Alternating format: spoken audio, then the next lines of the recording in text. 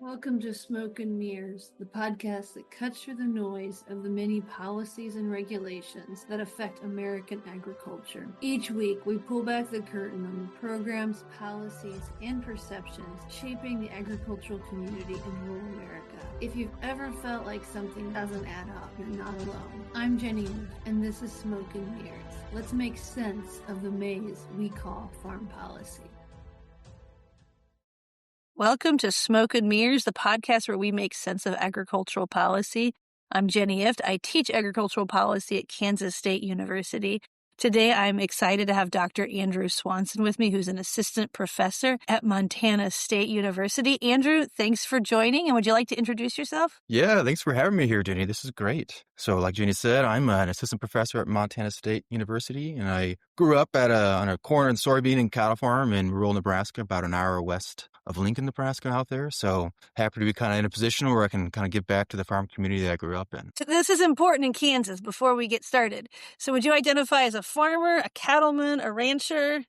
What's your preferred? Farmer. Yeah, farmer. Our cattle business is more of a hobby, It was, we just kind of had like 20 cow-calf pairs or so. So I own, a cow or two. There you go. Okay, so you're a farmer. That's about it. More of a farmer.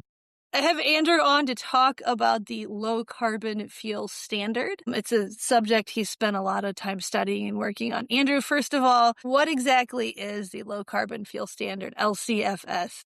Yes, so the low carbon fuel standard was this policy created by the state of California back around 2010. And the goal of this policy is to encourage the gasoline and diesel consumers in the state of California to consume more alternative fuels instead of gasoline and diesel. And so these alternative fuels can be really anything. They could be, in the gasoline space, you have ethanol, but you also have EVs as well. So they also get some benefits from this policy. And then on the diesel side, you have renewable diesel, you have biodiesel, even some forms of biogas if you have an engine that's converted to run on natural gas, even that could qualify. And so it's really this big comprehensive fuel policy wants to shift people away from consuming gasoline and diesel into these alternative fuels. Yeah, and the state of California has set a goal, and they actually changed this last year. They want to reduce their state's emissions by 30% by 2030.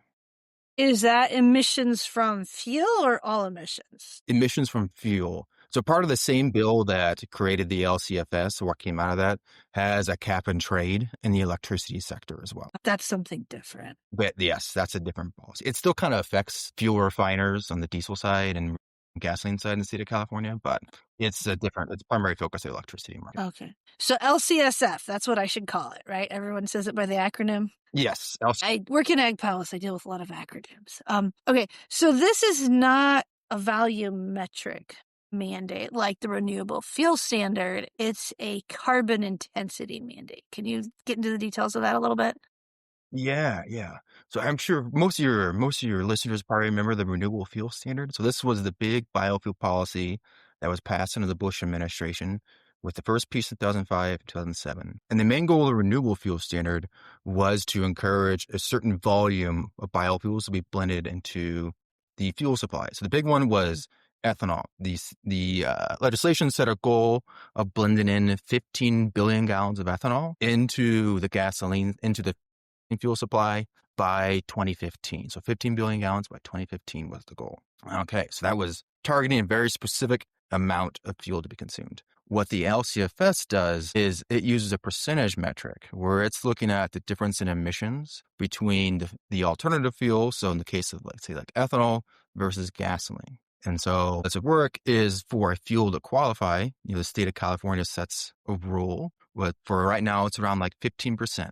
Or they've changed it some, so it's relatively close to 15%. But what they want is emissions to be 15% below what it is below gasoline. And so for ethanol to qualify, it has to be 15% less emissions than gasoline. Okay. And so the state of California, it actually has around 30 to 40% less emissions than gasoline. So you're going to have to repeat that more. It's supposed to have 15% less emissions than gasoline, but it actually has 30 to 40% less? Yes. Okay. Yes. Why? Okay. So they do this, it's called these life cycle metrics. Yes. Where they look at the complete emissions. And so including land use change, emissions. So land use change emissions is the most controversial part. So that's emissions from like farmers tilling up CRP to grow corn. That's a good example of that. Okay, but they also includes emissions from using natural gas to refine corn or distill corn into ethanol. Includes emissions from using nitrogen to grow corn as well. And so it's this big kind of complete assessment. And so a major difference between the LCFS and the RFS. With the RFS, you just had to have, so for ethanol, you just had to have emissions that were 20% below gasoline, and then you qualify. With the LCFS, you can have emissions that are negative, down into, even below zero. And so it's just much more comprehensive system, uses this percentage metric relative to gasoline into diesel. Who so life cycle analysis, this is something I've learned about relatively recently. So this is our friends from the engineering department that work on this. But who does this? Who decides what methods are used in the state? Yes. So this policy is administered by the California Air Resources Board, which is California's version of the EPA. It's the California EPA.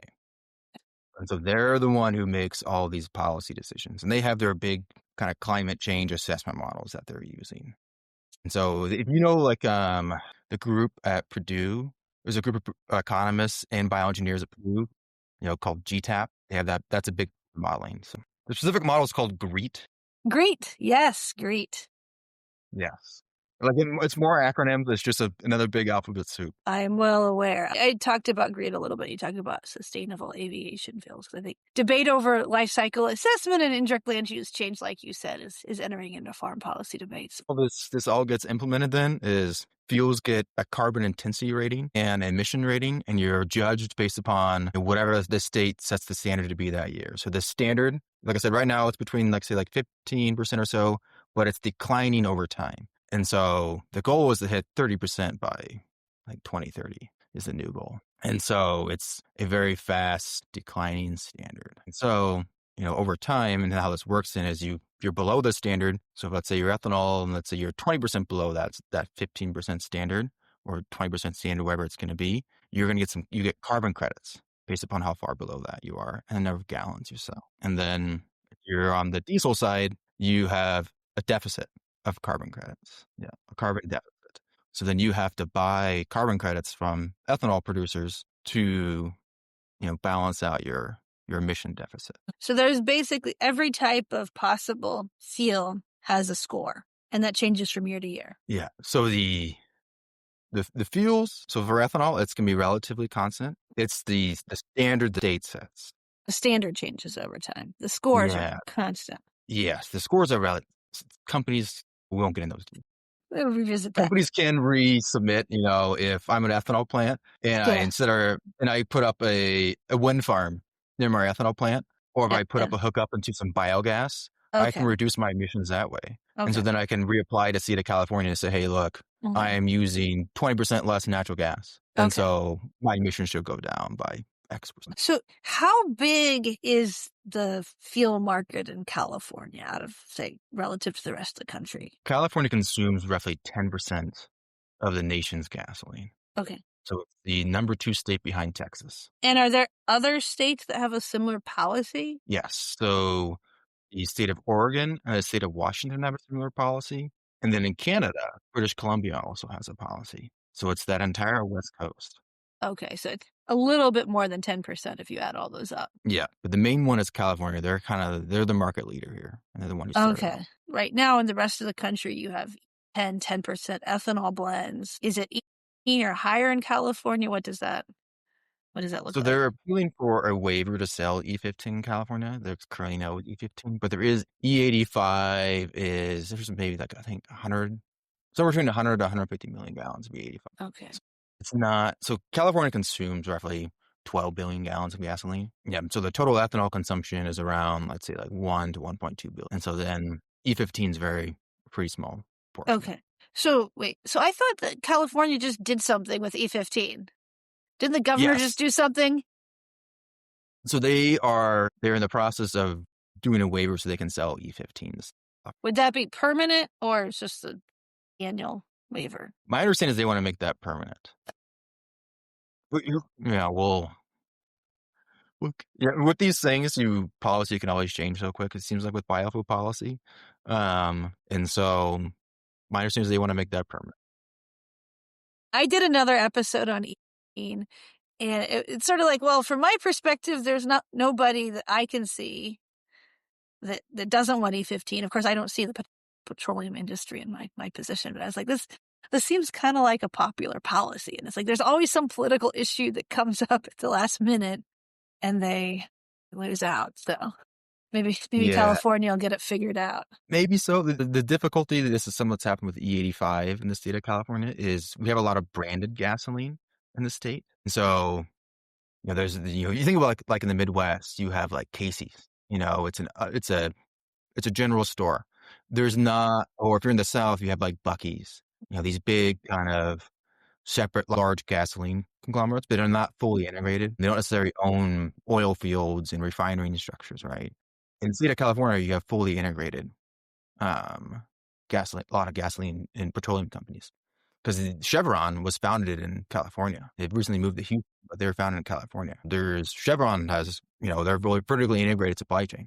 They have the refining business, they own some oil fields, yeah, and then they own their own gas stations. Wow. And so if you're Chevron, there's no real incentive to put in E85 pumps because you don't have to, you're just displacing your product.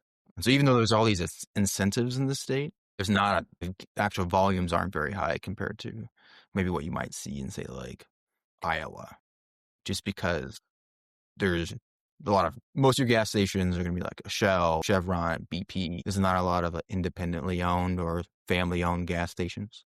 They're franchised. Most of these are franchised. When I think of California, I don't think of the place where this industry was originally based. I think of Texas. How did these companies get their start in California? Well, California used to be one of the largest oil producing states. Because Okay. in the South, think like the old show Beverly Hillbillies. It's like, it's kind of like that. There actually used to be a lot of oil drilling around LA and up in the Beverly Hills and out over there. There's actually like a lot of old oil fields out there. And then also offshore. Used to be a ton of offshore oil drilling in the state of California. Was it all tapped or was it just banned? Well, it's essentially banned at this point in time. I mean, because I think that's a new policy that they're trying to, like, some people are trying to push through. But there was a big oil spill back in, I think, like the 80s. And then that is something that ended up just kind of putting kibosh on over time, but the offshore oil drilling industry. So there's still some oil drilling. You go into the south central, the southern part of the Central Valley. So think around like south by Fresno, down in that area. There's still oil drilling. It's just the state has really hampered the ability to grow that industry, and so it's been declining over time. But it wasn't like that historically. You go back to 1940s, 1950s, there was actually quite a bit of oil production in the state of California. So LCSF, it's on track. It has this 30% goal, or is that the state goal? It has a goal and it's getting there, or is it like it might be hard to meet the goals? So we've actually been over meeting the goals. Yep. Mm-hmm.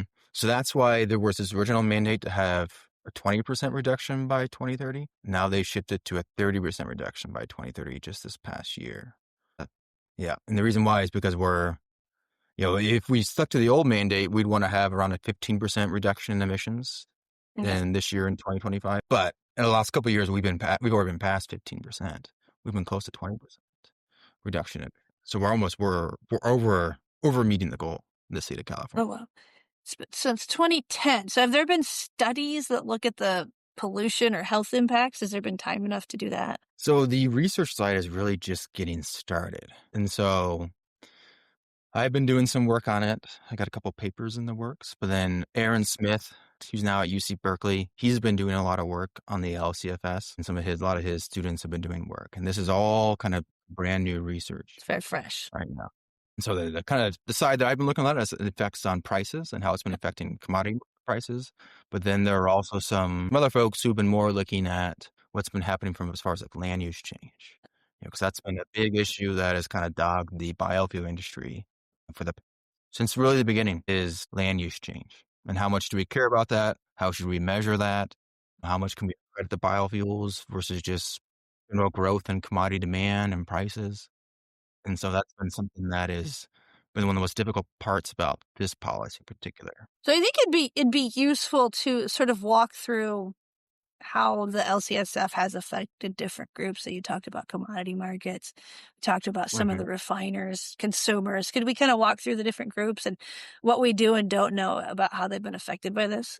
Yeah, okay. So we'll start with fuel consumers in the state of California. So right now, if you're buying gasoline in the state of California, you're going to be paying 10 to 15 cents per gallon in a tax on that gasoline because of the LCFS. And it's about the same for diesel. Okay. And so right now, gasoline is probably about like $4.50. I was there a couple weeks ago to see some family, some of my wife's family, and gasoline is about $4.50 a gallon in the state of California.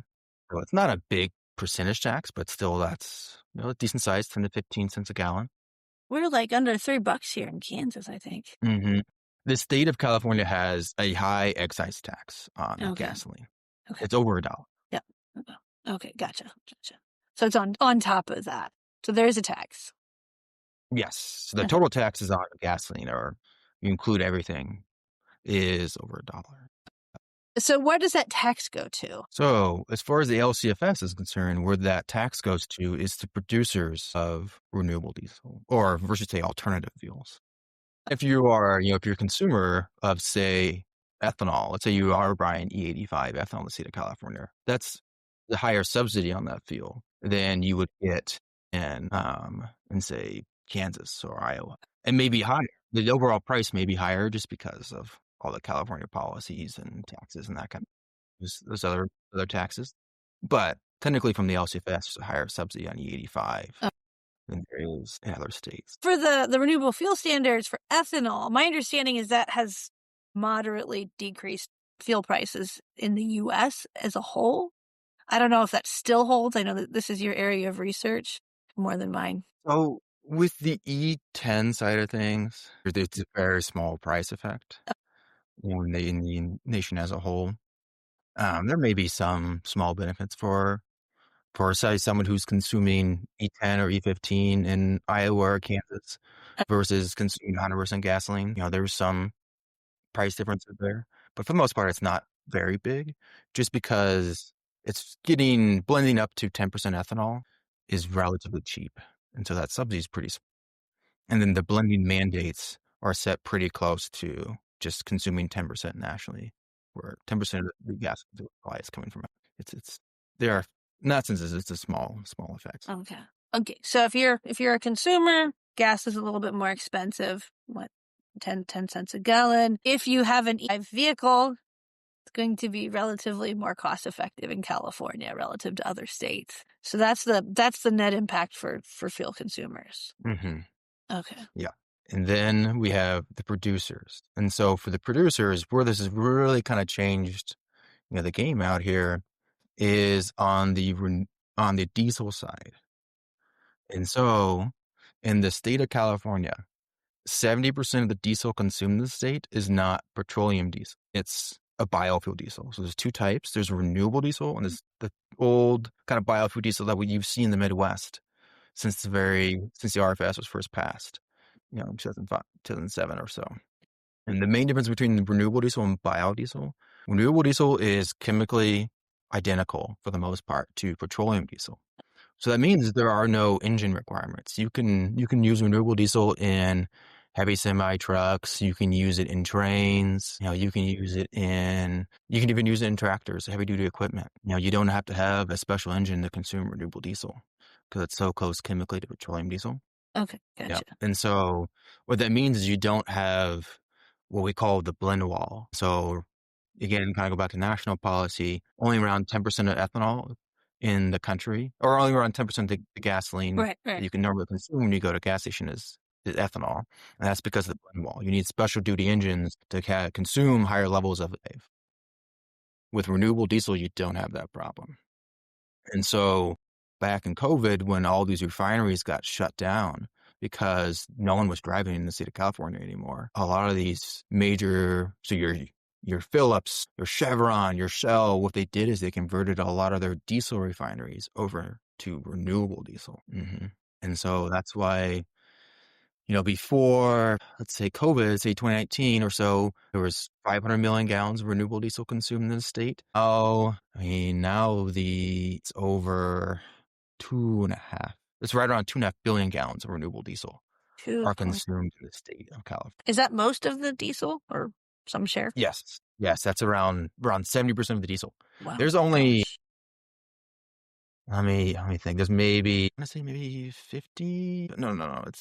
There is probably like a million gallons of diesel that's still consumed in the state, petroleum diesel. Gosh.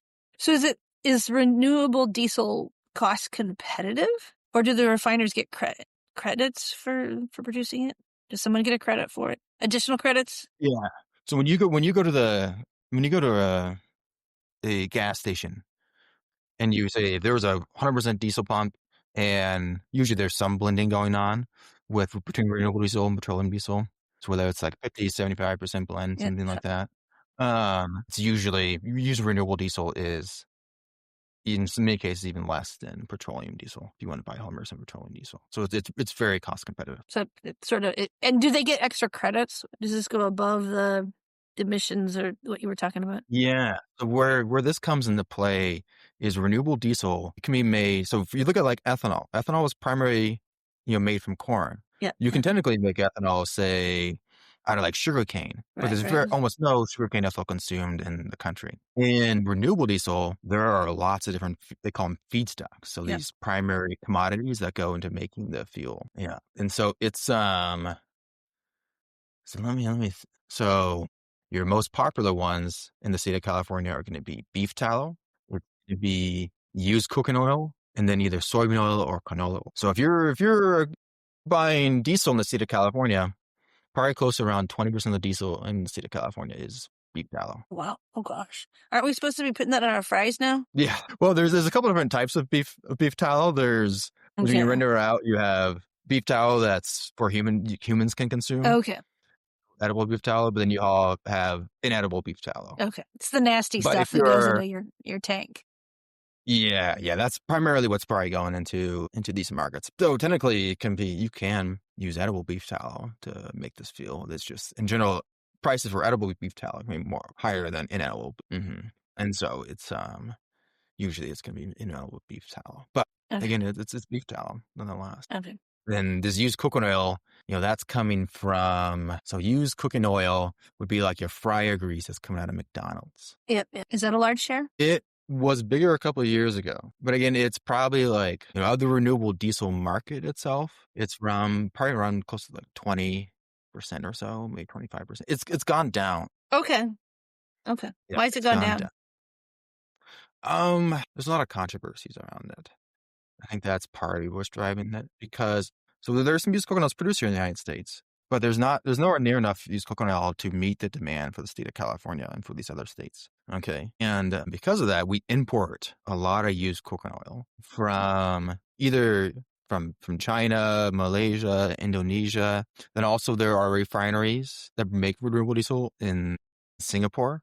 Oh, okay. And they also use a lot of used cooking oil in those refineries. Okay. And so a lot of that was getting imported into the United States, either as used cooking oil or as refined fuels. Okay. But we're kind of moving towards this more domestic production, with some of our national policies. And so there's going to be less incentive for any sort of imported fuel and feedstock going forward. Right. And then also there's a lot of controversies around this because there were some folks in the industry who are saying, hey, look, this used cooking oil, there's not enough quality standard to know whether it's actually used cooking oil versus, say, used cooking oil that has 20% palm or something like that. And so there's controversies around that because the European Union also has a biofuels policy and they consume biodiesel. A lot of their biodiesel is also coming from used cooking oil. And they've had some investigations over the years where they've been finding out that there are refiners in overseas refiners that are saying they're using cooking oil, but that's actually not all used cooking oil. There's importers that are importing used cooking oil, and then they're doing tests and finding out that it's not all used cooking oil. There hasn't been, that quite of like proven controversy here in the U.S. with this, but it's the EU has done investigations. And so because the EU is doing investigations, that's also raised questions about the used corn oil that's coming to the United States. So I think it's become pretty controversial because of that in the last couple of years. So that's been beneficial to the refiners, fuel producers. Yes. It's a converting say a petroleum diesel plant over to a renewable diesel plant is a easy way or the easiest way for these large vertically integrated petroleum producers like your Shell, your Phillip to meet the policy standard.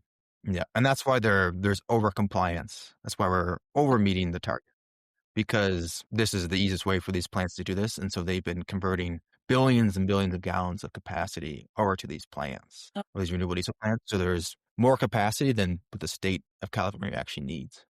Oh, wow. Do they sell it elsewhere then? Yes, some is going to Oregon, some is going to Washington, and also some in British Columbia. And then some is consumed in other states as well.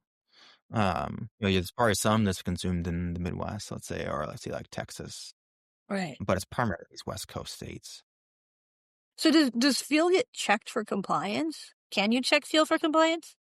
So there's a third party kind of system that's supposed to be checking all of this, right? Where these fuel producers are supposed to submit a lot of data to these third parties to make sure everyone's in compliance. And like, if I say that, I bought 500 pounds of used coconut oil and then I turn that into, renewable diesel, like there's supposed to be someone who's actually checking the books and making sure that's all. As you talked about fuel producers, consumers. I got to talk about farmers. Yep. And here's the farm side. And so this is primarily what I've been working on. So I got some papers that are not published yet, but they're still kind of in this work in progress stage. And so there's kind of two main ways I think farmers have been benefiting. Well, actually the three main ways that farmers have been benefiting from this. So on the renewable diesel side, almost all these feedstocks somehow originate in the farm sector. Even used coconut oil has to originally come from vegetable oil of some sort. And so the big one that farmers in the Midwest are concerned about is soybean oil. And so soybean oil, canola oil, that's going to be around 20% or so of the feedstock that's going into the state of California. Yeah. And so we've seen this, big increase in soybean crushing in this, and so it's working paper. So kind of working through how much that actually is how much farmers are benefiting from that. But I think if say the price of soybean oil goes up by 3 cents or so, 2 cents or so, there's 11 pounds of soybean oil per bushel. And so that means, the value of that per bushel of soybeans, that's if soybean oil goes up by 3 cents, that means the value of the soybeans that are being crushed is going up by roughly 33 cents. That's real money. Yeah, that's real money. And some of that is going to get passed through directly to farmers in the form of a higher price, particularly these soybean crushing plants. Some of that is it's going to benefit livestock producers because there's going to be more soybean meal produced. Yeah. So there's probably going to be some decreases in soybean meal prices as well. Okay. And then you have, these crushing plants. These are big employers and important businesses in many rural communities. And so there's going to be some spillover effects of rural communities there. So the farmer is going to benefit. Maybe, the farmer will see like if the value of that soybean goes up by 15 cents or 30 cents, maybe the farmer is going to get like 15 cents of that, 20 cents of that in form of higher prices. But then there's going to be some pass through to their neighbors who are buying, soybean meal for their hogs. Or for if they have a laying barn, maybe, or a broiler barn, they're going to get some benefits from this. Maybe they got some neighbors that work at that soybean crushing plant. So maybe they're going to get opportunities for overtime. Or maybe their neighbors, owns part of the crushing plant. Because some of these plants are locally owned by farmers or from cooperatives. And so it's a big boost to this sector. So the soybean crush capacity, domestic soybean crush, has increased. Yes. Yeah. Okay. Now I feel like I should know this, but I want to be sure. So you have the soybean and you can make soy oil and the rest is soybean meal. And that's what I grew up on a hog farm. So we just fed that to the hogs. But are those the two things that come out or is there other byproducts that come out? Or is it Those just the oil in the mill? Okay. Yeah. Okay. Yeah. So if you crush a bushel of soybeans, roughly 80% of that's going to be meal and roughly 20% of that's going to be oil. There's some moisture and, other stuff like that in there. But for the most part, it's like 20% oil, 80% meal. That's all the soybean. Yeah. And then we have the ethanol side, right? And so that's also what I've done some work on as well, because You have these ethanol plants. So California is, like I said, it's around 10% of the gasoline market. So that means it's also around 10% of the ethanol market. And so if you're an ethanol producer, you're maybe going to get, 20 cents a gallon or something like that to sell ethanol into the state of California versus to sell ethanol to a blender in Chicago, outside the city of Chicago, or a blender outside Dallas or something. So there's a price differential between California and everywhere else. Yeah, because you're getting this subsidy from these carbon credits, right? And again, that has benefits for livestock producers because, hey, there's going to be some distillers grains that are being produced about this. Also, a big new feedstock that has been happening in the state of California is distillers corn oil. So distillers corn oil, that is what's also being produced from ethanol plants because there's a little bit of oil in corn. And traditionally, either that was going into distillers grain, so that meal, that mash that's coming out from distilling corn into ethanol, or some plants have been pulling it out Okay. of that mash. Some of that previously was getting sold to cattle feeders, but also now a lot of that's going into California to be produced into renewable diesel as well. And so if you got, think of a bushel of corn, it's maybe like a pound of soybean oil in there, or sorry, corn oil in there. Okay. Yeah. So net benefit for crop producers, Yes. more so Yeah. if you're close to a plant that's serving that market. Yeah, and it's like, this is overall, this is a big market, right? And Yeah, so absolutely. I think there's around, on the ethanol side, there's around like $250 million of credits that these ethanol plants are earning. And then on the renewable diesel side, it's over $1 billion. Let me double check. So these credits are coming from that 10 to 15 cent per gallon tax on gas. Yes. And so, and again, like these, it's a complicated mechanism, but that's where the value of these credits come from, is that you have some credits that are being produced by consuming an alternative fuel, but when you consume petroleum fuel, you have a deficit that's produced. And if you're a producer of petroleum fuels, you have to make sure your deficits get balanced out by these credits. And so you have to buy, if you don't have a renewable diesel plant yourself, then that means you have to go and buy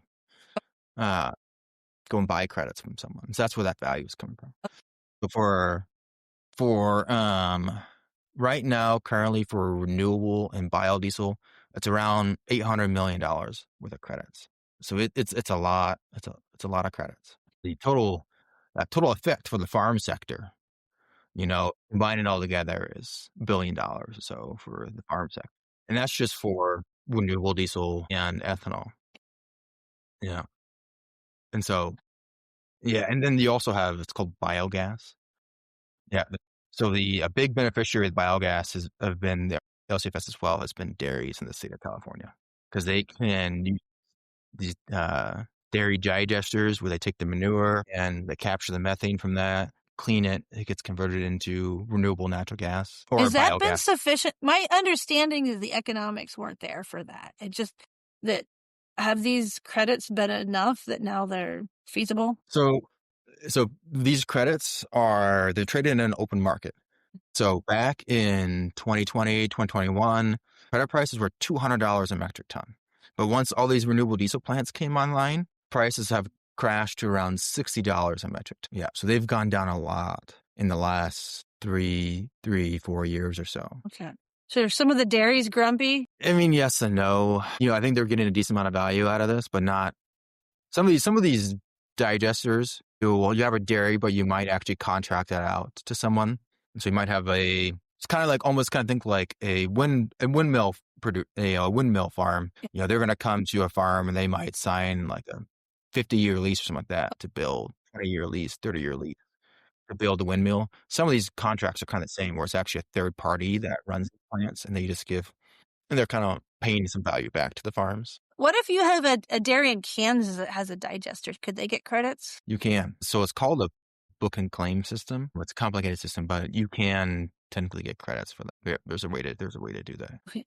So is this, I guess we don't need to get too much into California politics, but this all sort of begs the question, are people in California happy? Do Californians feel like they're benefiting versus, say, corn and soybean producers in the Midwest? I don't think there's that much in California. It's probably generated some economic activity, but how is this seen as is it benefiting the state versus having broader benefits? Well, as far as the state is concerned, gasoline and diesel prices and just fuel prices in general in the state are very high. It's the highest prices in the nation. And so I think that has, that's become a politically contentious issue in the state. And so it's just another 10 to 15 cents or so per gallon that, gasoline consumers in the state have to pay.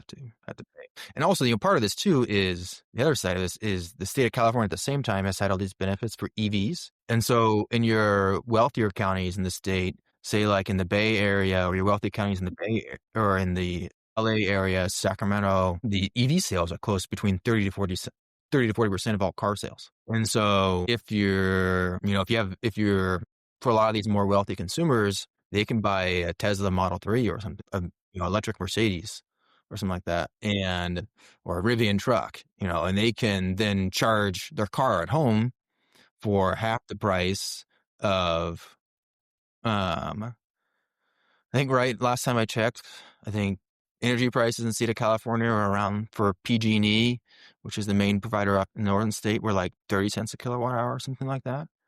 And if you have a home charger and you're charging at home, you're maybe paying 15 cents a kilowatt hour. So you get a 50% reduction if you're charging your EV at home. So if you have an EV, you're paying probably on the net, you're probably paying 50 cents less per gallon, or I should say per mile driven, 50% less per mile driven than say a gasoline consumer.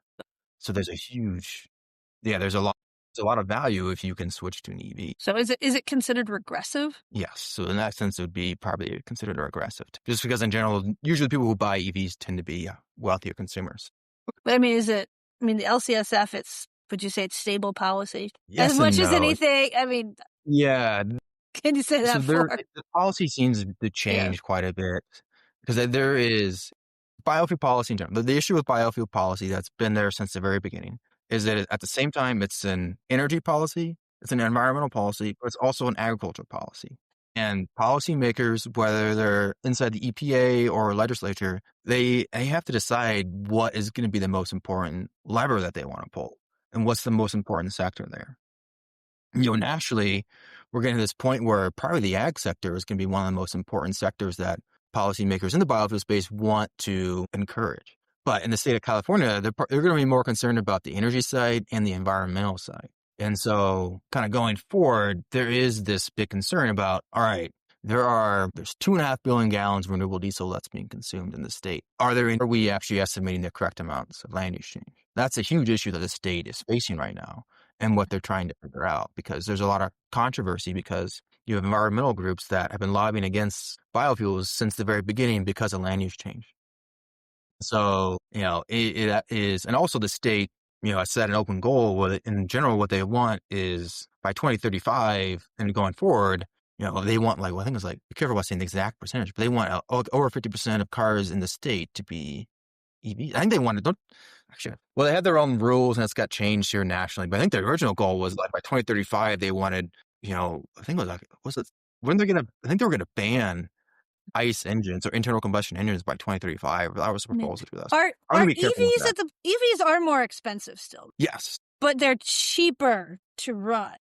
Yes. How does that net out? Is if you can buy a really cheap used EV. And so there's been a lot of EVs that are, because the thing that's interesting about EVs, a lot of them are leased, because it's this new technology. And so a lot of consumers are worried about a technological change. What's going to happen if there's all of a sudden this better battery technology that comes out 4 years after I buy my EV, or how long is my battery going to last? Those are the kind of questions that consumers have been thinking about. So there are a lot of leased EV. And so because of that, used EV prices are pretty competitive with gas cars. Okay. Oh, that's interesting. But when you're buying new, it's generally going to be more expensive. Besides, Teslas are going to be the most cost competitive because they have the largest economies of scales, right? But you look at, let's say, a Rivian truck. A Rivian truck is $80,000. Trucks are expensive. Buy a lease returned one. Yeah, they're expensive. But you buy a lease returned one that has 25,000 miles, you might be able to buy that for $45,000. And that's actually pretty close to what you might pay for, say, a nicer trim F-150. And so when you buy and use, I think where a lot of this adoption is coming from is it's these cars, a lot of leased. And so now a lot of them are starting to flow into the used market. And on the used market, they're actually cost competitive. Okay. Interesting. just because so many of them are leased. And so that's been a big, I think it's been helping that adoption in the state of California, I would say, is there's now been enough new cars that were bought 3, 5, 10 years ago that there's actually a decent used market. Okay. Yeah. And that used market there's some pretty good deals out there. Particularly if you have a home charger, you can get a pretty good, that can set you up pretty well, right? Yeah. Is there the home chargers, I know there's like free charging in public parking spaces sometimes, but for home chargers, they're just paying the retail rates for the electricity? Yes. Yeah. You Okay. pay, like I said, in the state of California, most of these utilities have discounts for home charging, particularly if you're They like do. home charging at night or something like that. So it sounds like that, there's different groups in California. It has different impacts for outside of the state. It's helping agriculture crop producers for Yeah. the most part. Outside of the state, Yeah. it's been a really, big, it's been a great boom for the ag sector in general. I mean, when credit prices were $200 a ton back in 2021 or something like that, the ag sector was probably getting close to, if you include dairy digesters, I mean, that was well over $1 billion. Maybe somewhere, you know, I don't know how you want to do with the dairy digester side of things, but it was a lot of money going to the ag sector. Now, just on the fuel side, just for ethanol producers and renewable diesel side, again, that's all connected to ag in one way or another. There is close to, Yeah. and so Okay. Are there any other groups that we haven't talked about in terms of the impact of this? groups. I mean, I think that covers the main issue. There's some trade. I don't know. We probably don't want to dive into the trade side of things. That's another one, another Yeah. episode maybe. And we kind of already talked about some of the controversies with land use change, because there's environmental. Well, it's interesting. So California has its own model, and for GREET's not allowed to use land use, or no, the land use change isn't supposed to be taken into account for the 45Z. Yes. Is my understanding. So that's it kind of started as a methodological debate. I mean, it's still a methodological debate. That's hard to do, but now it's a political debate as well. Yeah, yeah. So it's again, that's kind of where, again, it's an ag policy, it's energy policy, and environmental policy. It Yeah. depends what you want to emphasize. And so, and the key point for this is this land use change side of things. Because when you run these big land use change models, it's not just, our farmers in the US converting over CRP. Is there growth of palm oil production in Malaysia? Are producers in Brazil, are they increasing their soybean acreage? And because of that, they're cutting down the rainforest or converting pastures to soybean fields. So these policymakers are trying to account for all of that. But it's in some respects, it's almost like an impossible task, right? Because there's so much uncertainty in these models. And so that's why it's so controversial, because you can have models that say, these land use change emissions, even when you take those into account, ethanol has a 50% reduction in emissions compared to gasoline. And then there are other models that have different estimates and say that actually ethanol has more emissions than gasoline because you're dramatically underestimating the amount of land use change emissions. And so there's just so much uncertainty in these models, right?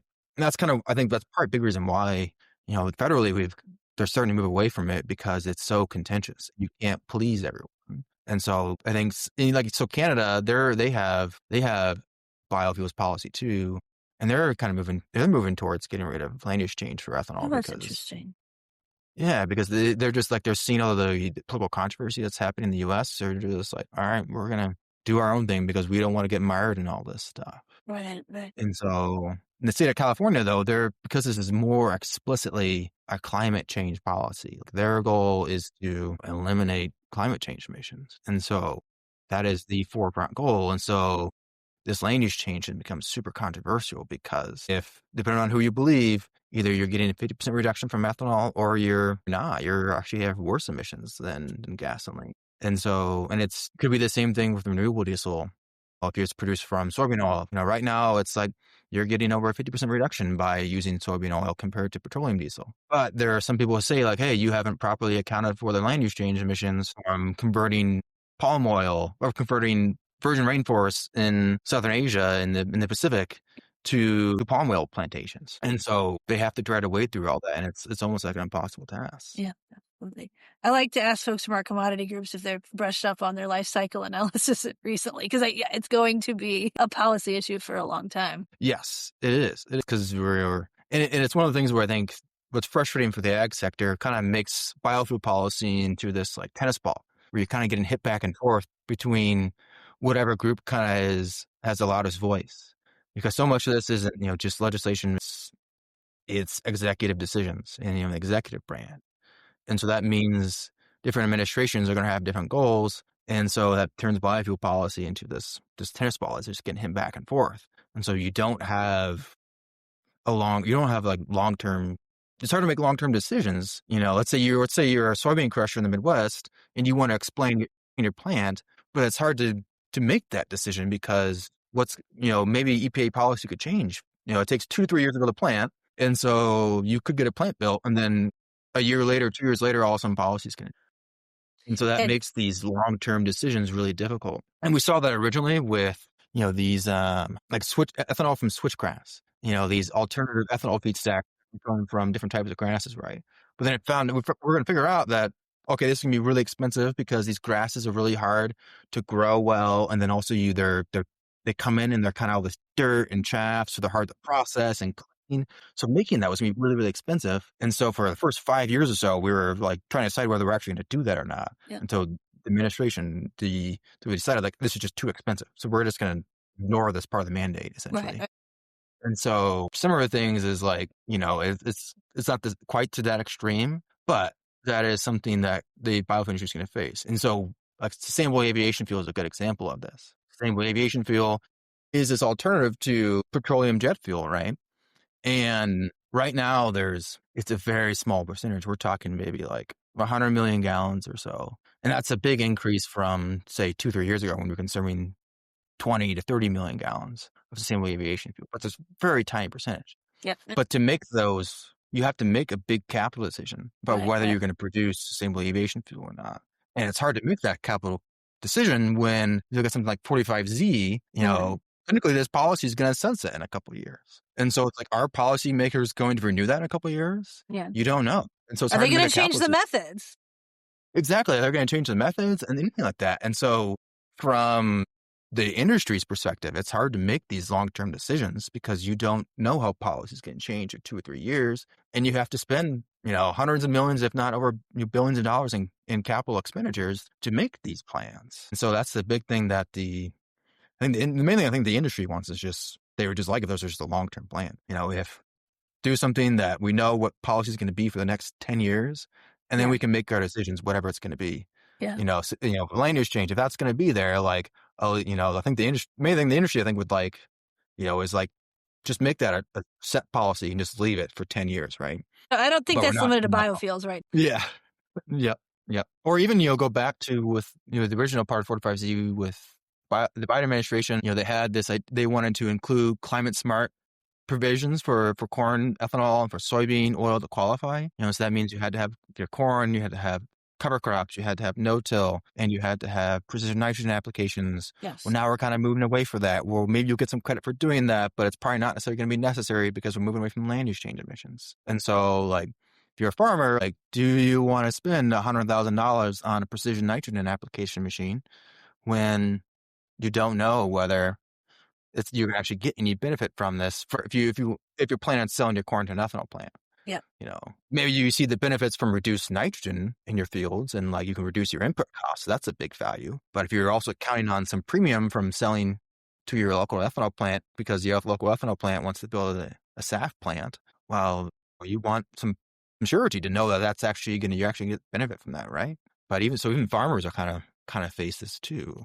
Yeah. So it's kind of like I said, it's this tennis ball is kind of getting hit back and forth. And Yep. Get some policy assurance for maybe like 2 or 3 years at a time, it seems like. Policy risk. It's real. Yeah. All right. Well, we've talked about this a lot. Is there anything else you think is important to bring up for our listeners? It's the main topic. Yeah. So yeah, they'll be up to speed if they listen to this.